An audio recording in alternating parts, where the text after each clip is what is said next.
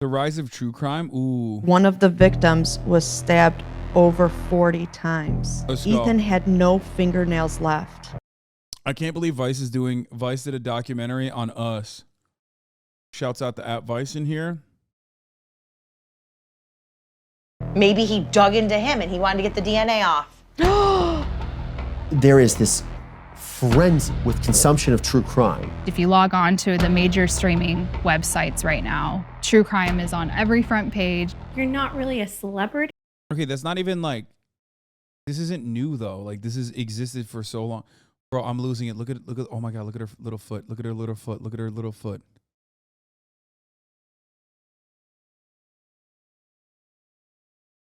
What is she even doing? Like, it makes no sense.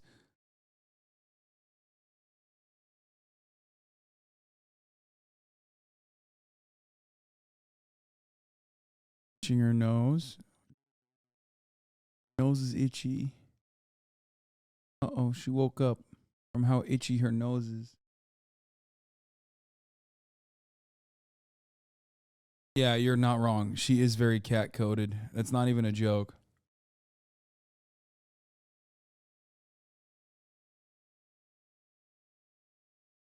I can't stop looking at her.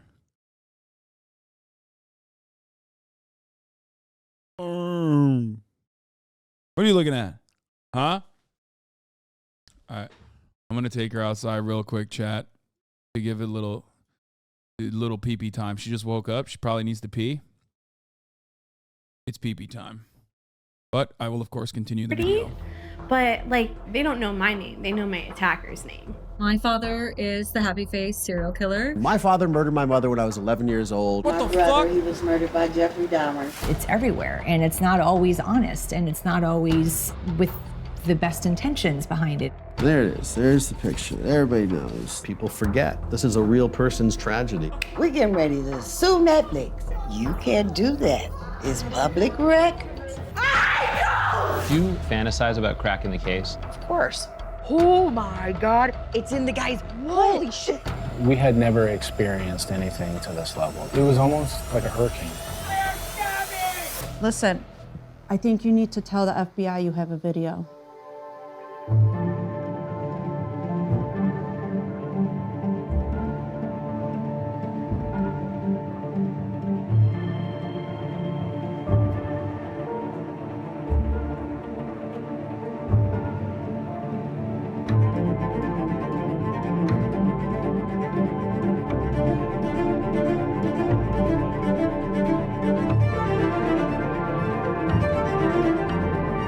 W murder chatters losing their minds? Yeah, this is what you came for!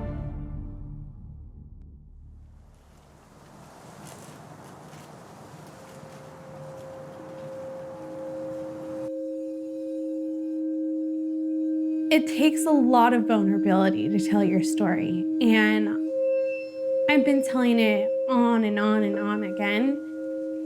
However, if I tell my story my way, I don't get triggered. I was attacked by Dirty John Meehan. He was a psychopath. My mom married him not knowing he was a psychopath. Tara Newell's stepfather, John Meehan, spent years conning her mother. When she finally caught on, things escalated quickly. My family hired a private investigator, found out he was a really bad guy, and he's done horrendous things to multiple women. Meehan threatened her family, stole from her mother, and spied on her sister. Eventually, he cornered Newell in the parking lot of her apartment building. John grabs me by the waist and he looks me in the eyes and says, "Do you remember me?" He tried covering my mouth. I bit him as hard as possible.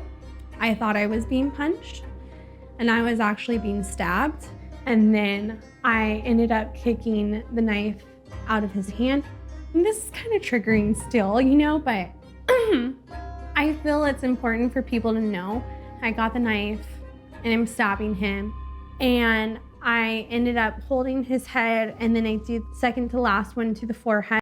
I love that you said there's a podcast about it and it was good. When like the entire video is about how fucking damaging true crime is. By the way, which I'm a slut for true crime too. And, you know, we do have this like real callous, is that the right word? Like this like disrespectful almost attitude towards victims in this circumstance. We treat this like real life insanity as though, yeah, callous indifference. Exactly. That's what I was thinking of. Like we treat it as though it's like nothing, you know, it's like, oh my God, this dog is going to be the end of me. She peed, by the way, like a good girl. Yeah, it is depersonalized. It is insensitive. Like, well, what is this? You just woke up. There's no fucking shot that you're this bored immediately. Like, you know, you didn't even let him.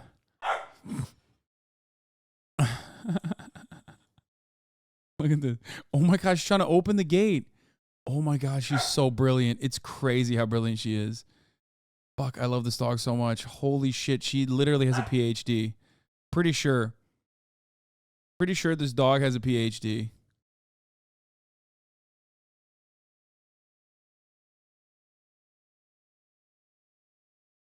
We don't treat it like nothing. We treat it like hot new content, and that's even. We don't treat it like nothing. We treat it like hot new content, and that's even worse. Yeah, well, you know, it's hard not to. Captivating. W murder. And then the last one was in the eye, the softest point of entry to the brain. That made him brain dead. Yes, her cage is smaller now because at the hospital. Her cage is smaller now because it's like functionally supposed to behave like a crate. For those of you who are wondering why I did that, it's because I want the entire cage to be the bed so she doesn't piss or shit on it. And therefore I will take her out periodically every hour or so that, you know, she can pee outside, and then she starts getting used to peeing outside, even though she did technically pee on the bed one time already. A few days later. The story was picked up by local news, but didn't really catch on otherwise. Until about a year later, when the Los Angeles Times turned it into a podcast series, and it went viral. It is a podcast that has captivated millions. Then came a scripted series on Bravo, which ended up on Netflix. I'm just really grateful that you're alive. And a documentary on Oxygen. This guy grabbed me by the waist. In all of them, Tara's attack was the dramatic climax. You might have heard about it. It was called Dirty John. Dirty John. Dirty John was everywhere, and so was Newell. So you think about that day how often? Well, right now, every single day, because the show's going on. She went on the Dr. Phil show, and the Tamron Hall show, and the Kelly Clarkson show. Seriously, this story is crazy. So what is it like when your story goes? I mean, I don't get it. Like, it's not. Part of me also is like, I mean, she's like, you know, she should, as a victim, be able to make money off of it if she wants to. But it's like, it is her story to tell, and she is telling it, you know what I mean? So, like, I don't really understand. Is there a complaint that comes after this? Viral like that. You're kind of like a pseudo-celeb in a sense. You're not really a celebrity, but, like, so many people know who you are in your story. They I don't wish they know made a my podcast name. about it. They did. Attacker's name. This is the stuff that'll keep you up at night. Newell's story wasn't some outlier. It was just the latest viral true crime sensation. I'm afraid we're gonna find you chopped up in her freezer. This was one of the grisliest crimes in a decade. One night of true crime. Today, true crime is one of the most popular forms of modern entertainment. Okay, you can't fucking put the jinx in there, because that one actually literally got a cold case to be solved. You know what I mean? It's a bit different when you genuinely solve a cold case. Almost everyone is making it because almost everyone is consuming it. JCS did not blow true crime up. JCS blew up because of the true crime blow up. White women blew up true crime. Okay, the idea that true crime was blown up by like a YouTube channel is crazy. I love JCS. I love watching JCS videos, but absolutely not did JCS blow up true crime. If anything, Serial, yes, I think Chelsea is correct. If anything, Serial probably was like a bigger tinder on the fire of true crime. True crime has always been pretty successful, pretty popular. Like I said, shouts out to white women. But Serial kicked it into high gear, basically. 4 of the top Apple podcasts last year were true crime. And Dahmer, the recent Netflix series about the famous serial killer, was one of the most watched shows in the streaming service's history. Human beings. I'm not gonna lie, I know Jeffrey Dahmer's show was problematic and the victims' families hated it, but god damn did I fucking consume the shit out of that. It's just hard. I'm not the world sucks. I'm not gonna be a good guy in my content consumption. It's just, it sucks. I know I'm a bad person. I recognize it. It's like, the way I see it is like, I operate under the full knowledge that when I drink milk or consume dairy products as a byproduct of a lot of fucking cow rape, okay? They shove rods in them and they fuck them up, and it's disgusting and it's inhumane and it's really fucked up. And I just, I'm a hedonist and I can't get myself to not consume it. Actually, that's not even true. I don't really consume a lot of dairy. I actually do drink a lot of flax milk instead, because the macronutrients are better. But and oat milk is really delicious as well, even though the macros are not that great. But regardless, my point is that, I know that it's bad, but I'm not going to stop myself from doing it. You know what I mean? It's just fucked up. Being interested in crime I'm as a bad storytelling medium is as old as storytelling. Joe Berlinger has been making true crime documentaries for decades. His work includes classics like Paradise Lost and a string of newer hits like his Conversations with a Killer and Crime Scene series. Why do you think people love true crime so much? Why are they obsessed with it? I think it's part of the human condition. Staring into the abyss of evil has always been something that has fascinated people. And why true crime works in... We're so pro-consumerism and it's so wild to me. Why? Because I don't have God to fill my fucking God hole, okay? You gotta... Something that makes you feel is important. You know what I mean? And for me, it's that.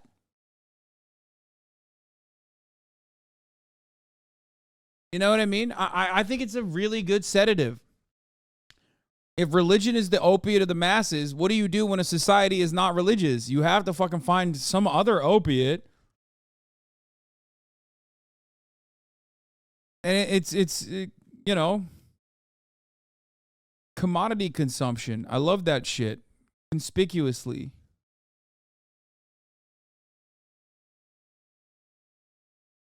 Goods are fun, products are neat, the problem is capitalism. Yeah, I just I don't know.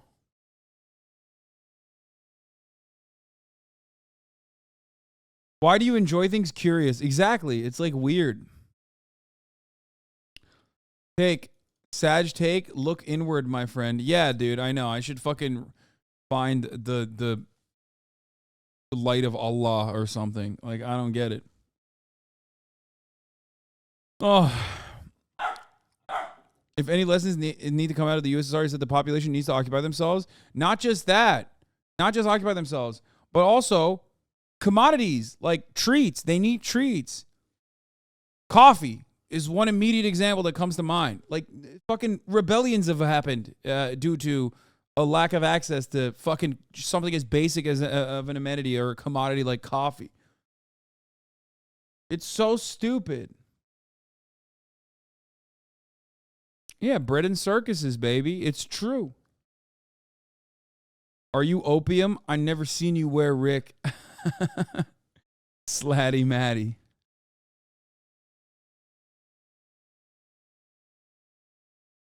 Get a hobby, do a sport, build something, learn a language.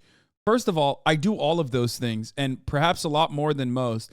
I am asked this question on interviews and things like that, and it's one that I think about a lot, where back in the day I used to think man, I have nothing going on in my life. I have no fucking hobbies or whatever. And then I realized no, I think playing video games, watching anime and other TV shows, working out, and maybe even sometimes traveling, having a dog, these are all effective things that take up a lot of my time other than my work, right, which takes up most of my time. I think that it's fine. I live a very fulfilling life.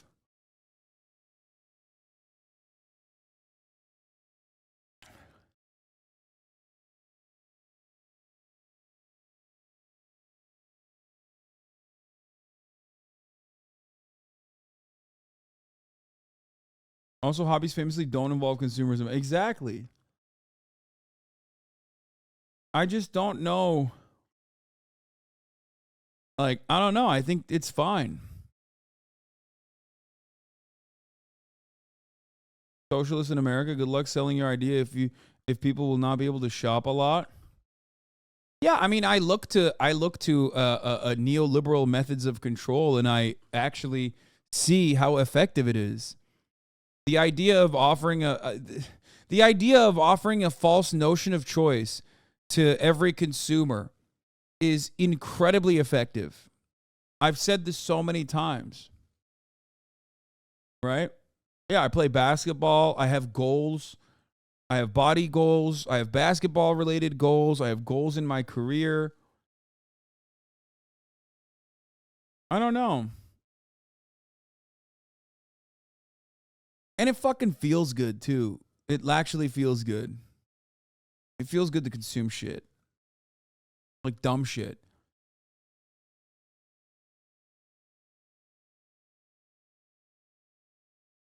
Flaxseed is gross nutritionally, 3s to 6s, and tastes like fish ass. It's low calories, and it gets the job done.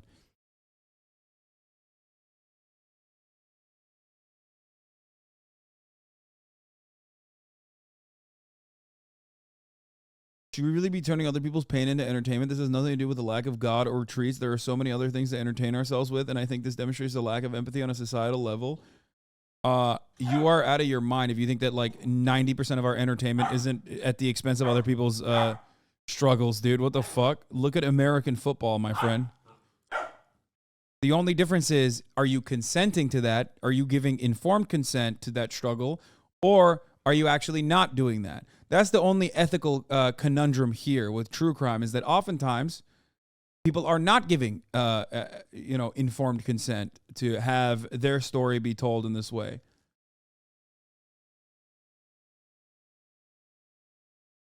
All stories, especially good ones, are riddled to the fucking brim. Filled to the fucking brim, riddled with conflict.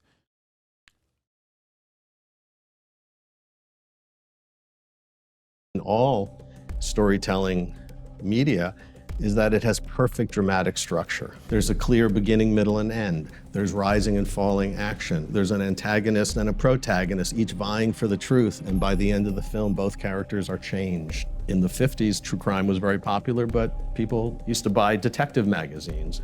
In the 30s, true crime was very popular, but it was more about buying souvenir programs at murder trials. You know, in the 19th century, you could buy tickets to public execution. People have always been fascinated by true crime.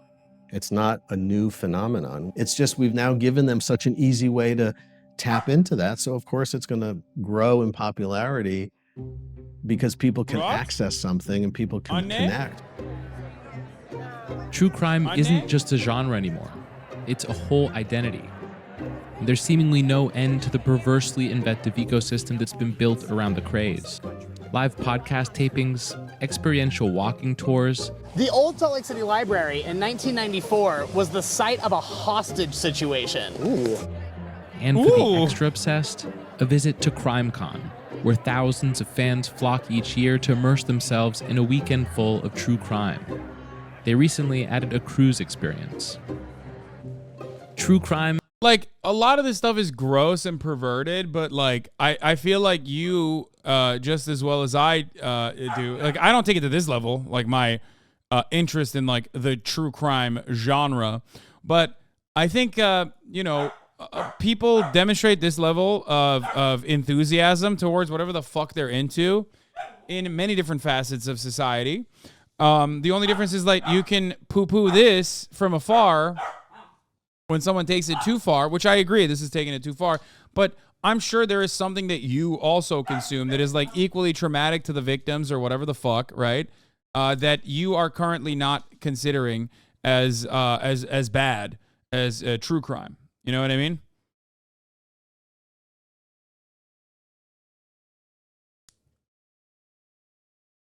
But yeah, there is like a weirdness to all of this, definitely. Is even being taught in college. True crime is essentially this subgenre of entertainment and journalism media. Daniel Slakoff's class is one of several that have popped up in recent years.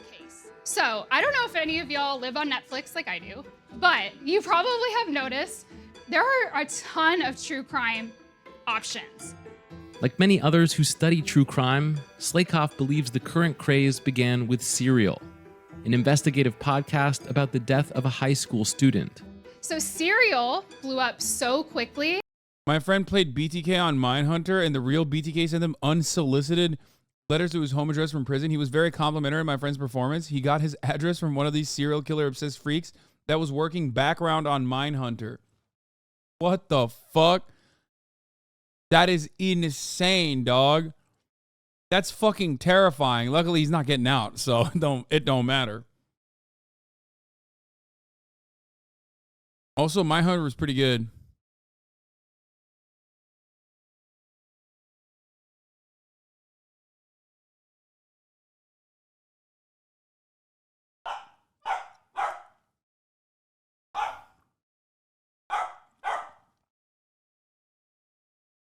Your friend better hope BTK doesn't end up on Con Air. Oh no, not Con Air. Wait, let me see what your friend looked like.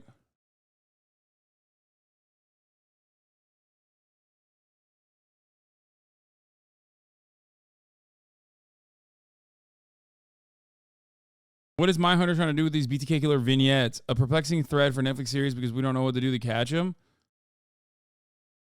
What? The Wrap has an article limit? What the fuck?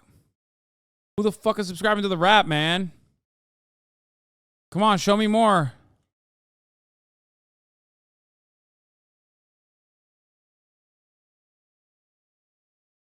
Mindhunter got canceled, sadly. I mean, I'm obsessed with psychopaths for other reasons, obviously. Like the psychopath test is great. I think that like psychopathy is very interesting to me. Antisocial personality disorder is very interesting to me. It's like one area of personal fascination with respect to like how someone can just like do such gruesome things and how to solve it, like how to medically solve this issue. You know what I mean? Because it is like one area that is currently impossible to contend with in the criminal justice system. And for that reason, it's like it's fascinating to me, at least, because it's like one aspect. It's one aspect of why I am not like a full-blown prison abolitionist, because I still think that there are people who you cannot I guess medically deal with. Like medical science is not good enough to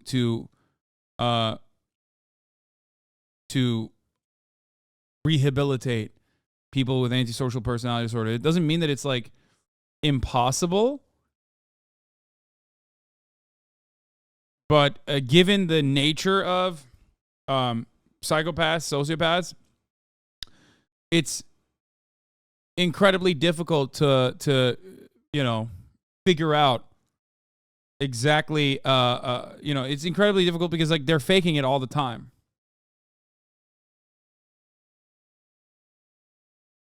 But you also have to understand, not everyone with antisocial personality disorders are going to be criminals. Of course. I never said that. The majority, overwhelming majority of people with antisocial personality disorders are not criminals at all. That's not what I'm saying at all.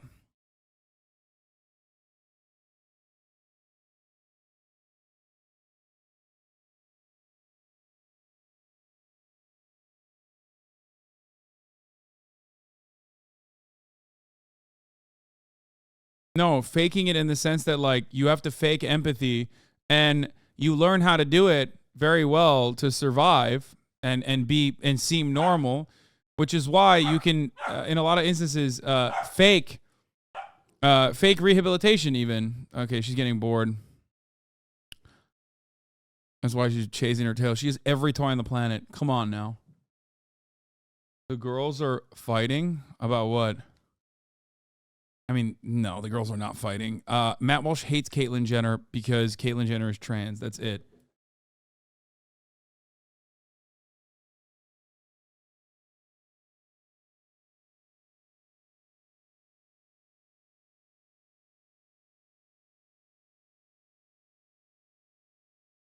You seen this alpha dude get owned on a podcast? Question. Oh, I did, actually. This is the first time in TikTok history the chick humiliates the guy. First of all, it's not the first time in TikTok history, for the record.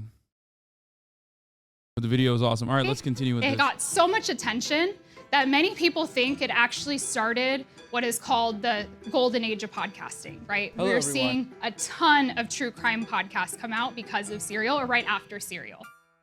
The show, which was released in 2014, racked up tens of millions of listens and helped usher in a new kind of true crime fan who was more than just a passive consumer.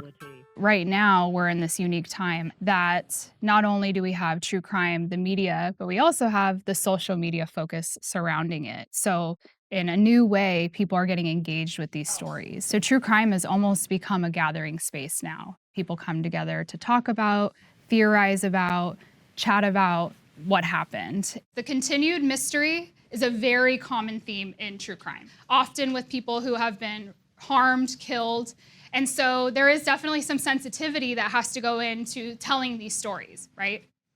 So let's go. How's the internet affected just like the prevalence of this genre and the consumption of it? There is so much playing tug of social war to get media her, content creation, but also communities gathering spaces around true crime now. And so I think that you see that clearly there's this thirst, right? There's clearly this thirst for true crime.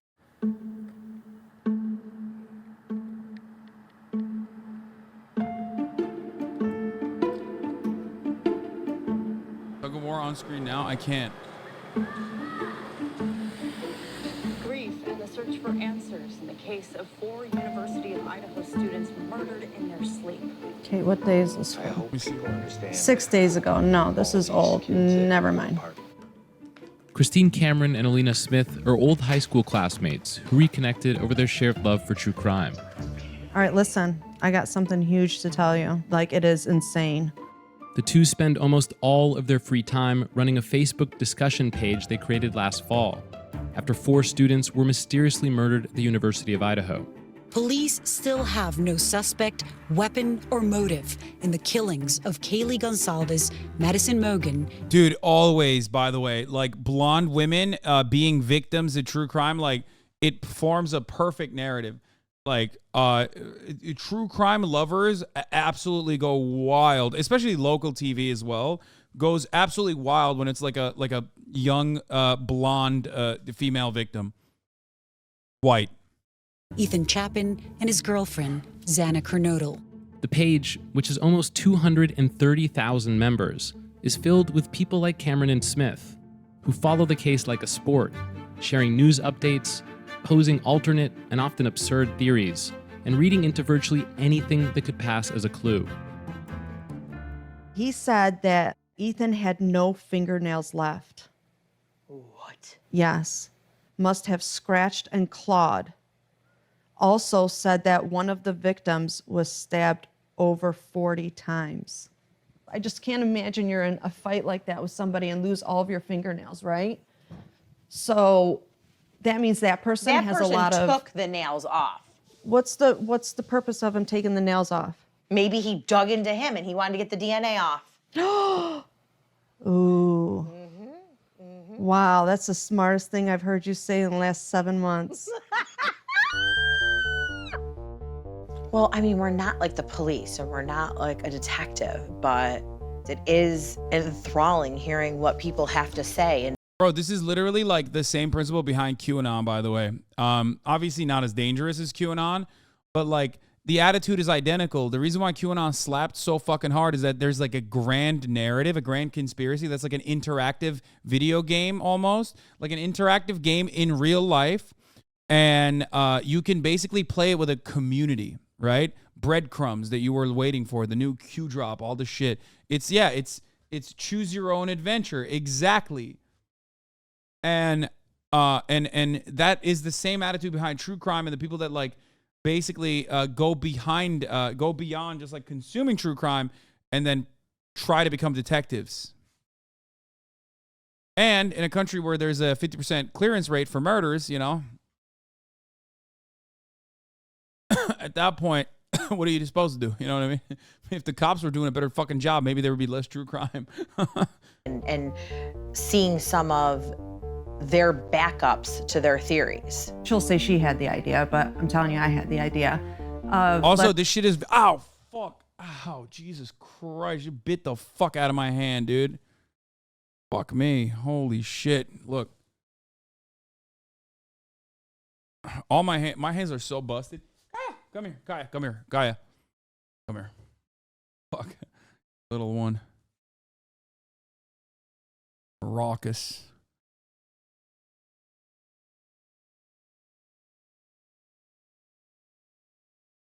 Did you say cats are abusive? Well, Kai is a puppy right now. She's learning.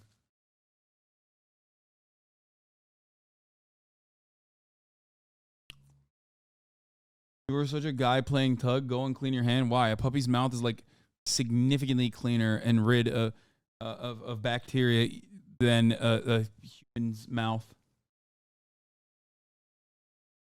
Let's start Facebook pages. She also didn't mean to. And let's see if we can get like an audience. Let's see if anybody even, interacts with us and if we have any members or following. It just ended up taking off. Sorry, on my phone. So because I haven't had a chance to look how many member requests we have. One. Is that a good Yelp?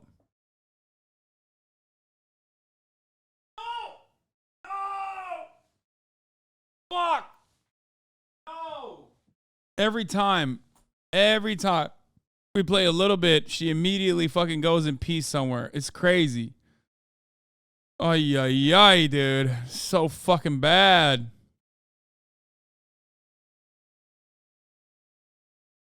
God, it's so annoying.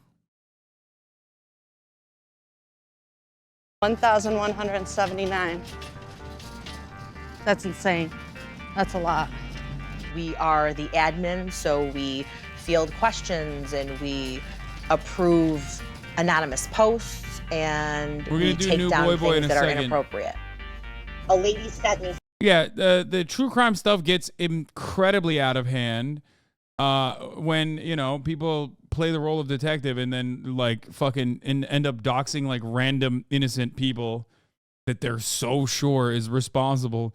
And I can't believe I'm saying this, but like even fucking cops who are otherwise awful at least follow a certain set of standards when they're conducting an investigation. And although they're like oftentimes very racist and immediately play the role of like blaming the first black person that's like somehow tangentially involved or not even involved at all, that they just, found on the street or something, they still don't go as fucking hard as like random Karens online or random Redditors online in like, doxing random people that they truly believe are responsible when they don't even have a lot of the material evidence that the investigators have in their hands. This is serious stuff. This is sent to law enforcement. So we're gonna have to discuss that tonight. Hello? Sorry, did you want to take a shower? I roll over in the morning and look at like what's happened at night. And then that's probably like the last thing you see me doing at night before I fall asleep. I can't turn it off. I was very active in my daughter's school. Like I used to be like the teacher's like room mom and stuff like that. And I used to cook, I used to clean, and now we barely have toilet paper. And sometimes we have to use a paper towel to dry ourselves off after a shower. True story. Good, how about you? How's practice? Yeah? Good morning. I am a middle school assistant principal, and then I have a husband and children that I come home to, and then I have this, seeker world. So no true crime at work. Oh. I can't say that. But I mean, it's her damn sister. I don't understand why people are attacking her. I think they don't believe that it's really her. I gotta go back to work. I'm, like serious business here where I make money. What? Hold on. I have to tell you. I'm not gonna lie, I feel like the least interesting part of true crime are the fucking Karens that are really invested in true crime. Like, I'm not really enjoying this documentary all too much. I think I'm gonna move on to the boy video.